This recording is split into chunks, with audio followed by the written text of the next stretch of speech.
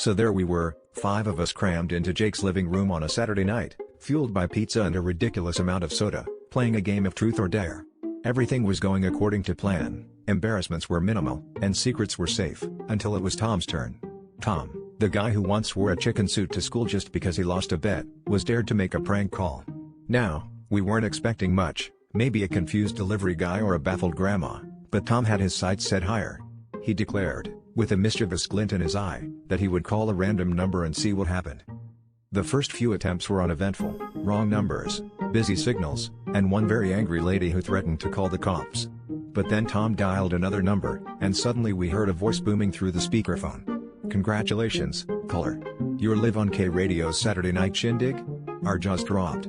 Tom had somehow dialed into a live radio show. The host, apparently unfazed by the unexpected intrusion, welcomed Tom and asked him to tell a funny story or joke. In a moment of sheer panic, Tom blurted out the first thing he could think of: "Why don't scientists trust atoms? Because they make up everything." The host laughed, the audience cheered, and we sat there in stunned silence, trying to process the absurdity of it all. But Tom wasn't done yet.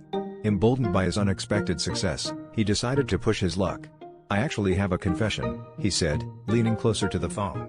"We were playing Truth or Dare, and I was dared to make a prank call. I guess you could say I really dialed into fame."